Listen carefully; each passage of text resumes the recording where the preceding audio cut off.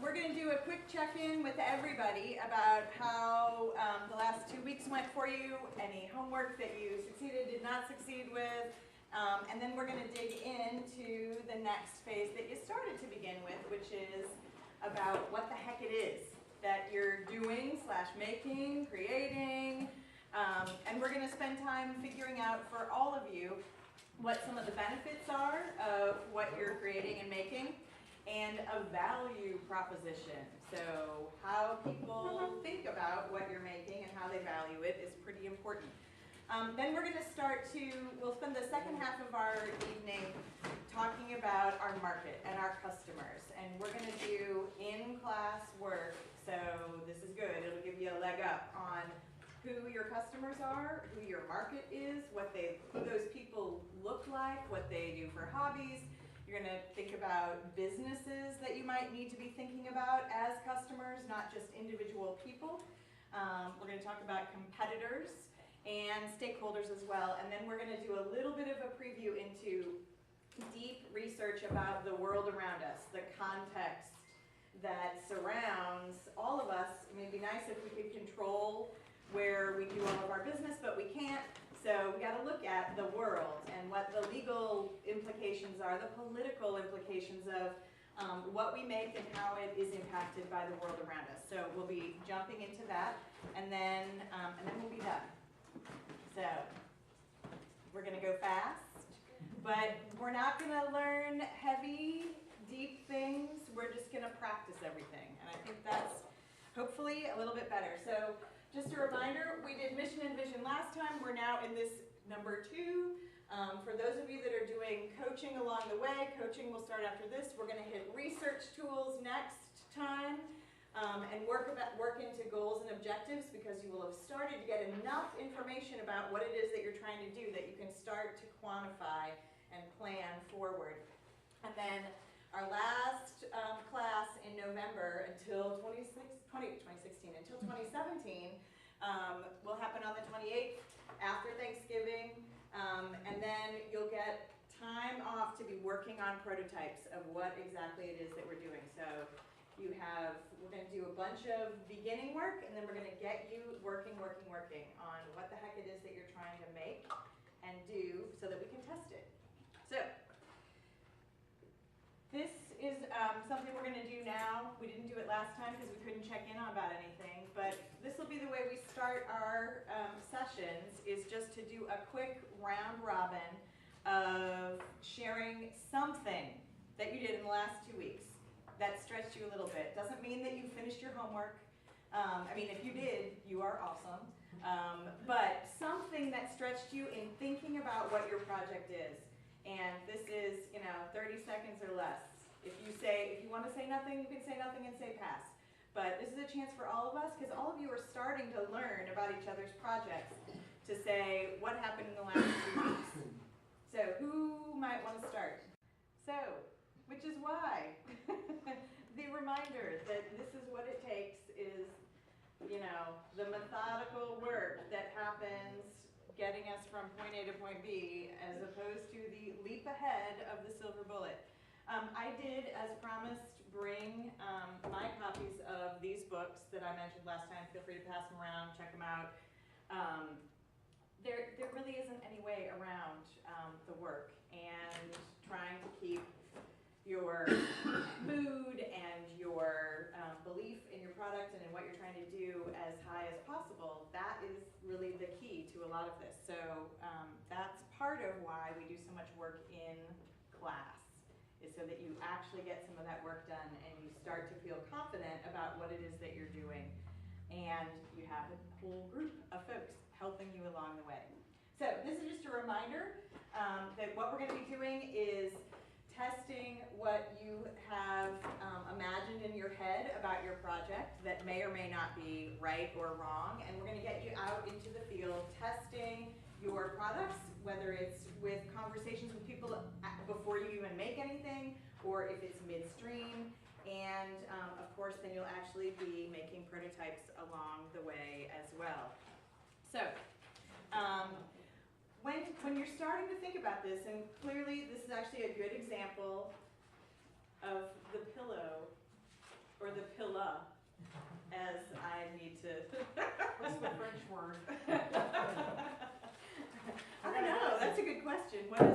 word for pillow. We need to find that out and put it on our website. Okay, y'all look how fancy phones. But that information that you start to get, you've got some experiments already going. Will you buy this in colors? Does it need to be natural? What are the sizes? All of those things matter, and we can't get that information unless we're talking to people about them and unless we try and make them so that people can relate directly to what we're talking about. It isn't just an idea. You've got a prototype and something in hand with thought out questions that you want to learn from along the way. So, hopefully part of what you started to do last week is getting you towards the canvas. None of this is in your book yet. This is just a review. You've had this all. But what you worked on last time were the mission and the vision, and you're starting now, and where we're going to be heading into is the venture description and the value proposition. This is sort of the basic stuff. What are you doing and why are you making it? How are you making it? Going back to that why is a really key to a lot of where our value propositions kick in. So, just a reminder about the mission statement. I know several of you worked on this because you talked to me about it. And we, over in the craft side, we actually spent a whole staff meeting talking about our mission for Berea College Crafts, which was a really awesome conversation to begin, knowing that it's not over at all. But the reason that it's important is that it really helps you focus on what it is that you're trying to do. And for some of you, that is actually a key, is to try and get focused rather than wanting to do everything, but to try and find that little place where you want to be and get it defined so that you can say no to some things.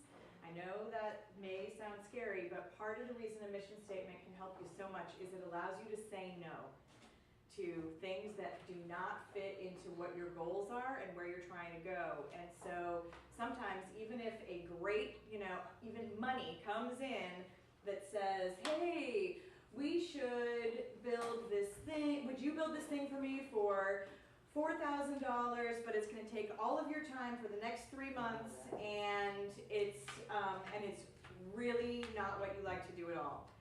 It's cash, it's work, and the question for you all is to go back to your mission. Does this get me where I'm trying to go for my business?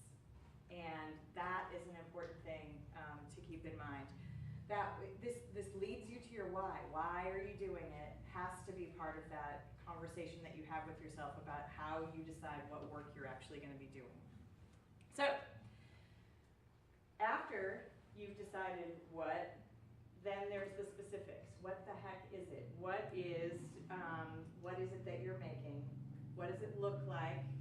What products does it include? What materials are you using? All of those details are what you have to write down as concisely as you possibly can.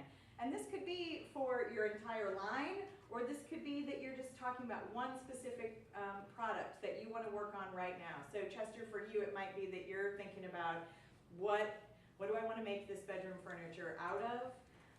What are the features?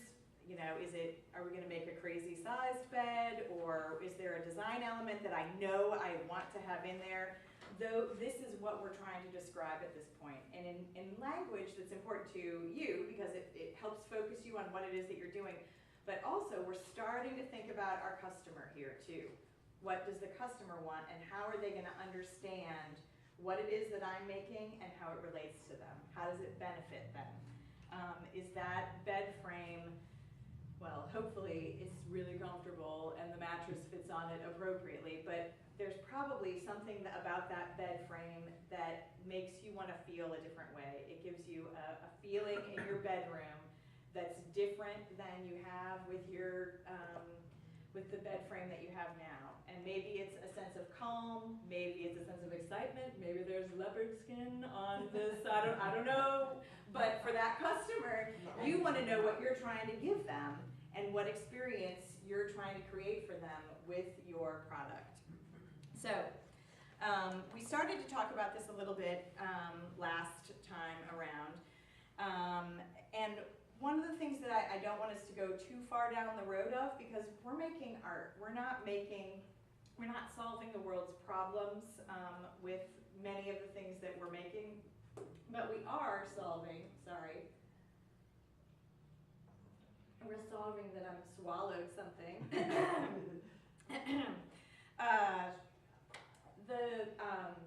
The things that you're solving are about much more personal items and much more personal things than, you know, am I gonna make you your house more secure? That is not what we're looking for. We're looking for, do I feel like I have more beauty in my life? Do I feel more comfortable? Is my soul feeling good from the things that I'm experiencing and making from the art and materials and things that we're producing?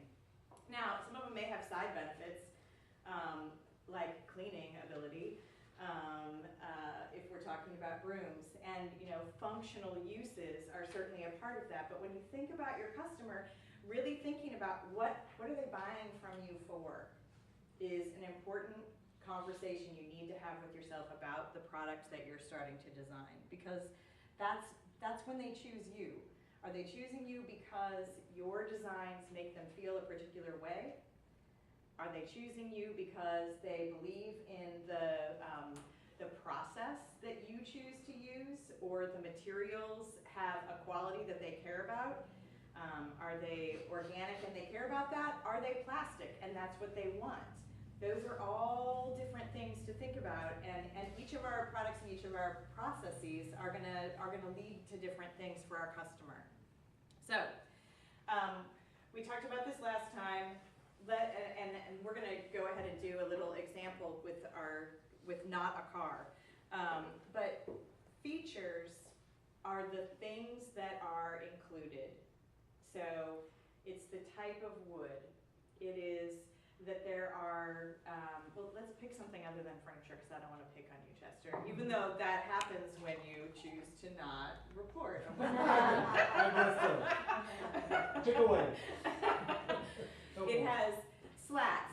Tell me, what are the features of bedroom furniture that are specific and pretty generic in some ways? Well, everybody's always interested in what it's made out of, but also you can include that it's, you know, hardwood harvested from the hills of Appalachia, you know, so all of your furniture, if you build furniture here, that's where your wood's coming from, so Right. that's going to apply to everybody. Right. But also, just the quality, the standard that it's built to, the quality that it's built to, and all the joinery is traditional joinery, and you point out all of those things, and then for the customer, so what's the benefit for the customer? well, the benefit for the customer is hopefully they're going to be attracted to, it's the pride of ownership, really. Yes. That's what you're trying to sell. Right. Well, and think about it. So you just talked about Appalachian hardwoods. So a benefit to the customer could be that it's an eco-friendly product. It may not be totally green, but it is locally sourced, hopefully friendly, harvested, however we talk about that, with the wood. So that's a benefit for somebody who cares about the environment. Certainly, being able to have the mattress fit in a standard way is always a good thing, but it matters. And so, you know, a benefit to the customer is your mattress will fit in this bed, which sounds really simple, but you know, that's actually an important thing that we need to remind people of when we're thinking about the benefits of our feature, which is that it's a standard size, but it's a benefit for the customer. So, when we talk about this, some of you started to have these conversations with people. So some of you, Amy shared some things already, but how many of you actually started to talk to customers about some of the benefits and features of your products or future products or ideas? Which is hard, right? I mean, I think that is probably, my bet is one of the universal things that people experienced is that you didn't hear back, or you didn't hear the information that you really wanted to get at which is a reminder that this is something that we have to do constantly, because it takes time to get people to focus on us and to pay attention to us and to give us relevant feedback. So we have to get even better at how we ask the questions to make sure that we're answering the questions that we wanted to learn about to begin with. So you got some good feedback, but you had to filter through it, which means it takes longer. And you know, I hate to bring up that silver bullet, but it's like there are no shortcuts to this stuff. We have to just keep pounding into the world. What do you want? What does it look like? How is it relevant to me and my skills as a maker? And how can I go back to my studio or to my office and figure out what that looks like? So your quality line versus the money line to meet up. And where does the handmade, handcrafted line hit with a more production piece? And nobody knows the answer to that, but those are the questions that we gotta be asking ourselves in this process. So, here's what we're gonna do now. We're gonna break up into groups of, wait, we gotta count for today. 1, 2, 3, 4, 5, 6, 7, 8, 9, 10. We're gonna break into 2 groups of 3 and 1 group of 4, and share about what you did to get feedback, and talk about what was hard, what was good about it, and get into some of the details about what you were learning. This is an opportunity for you to share with the folks that you are with in your little group. Ask them the same questions that you were imagining having conversations with. Get feedback from each other, and just essentially practice as well once you're sharing what you've done. Practice getting feedback on your products. So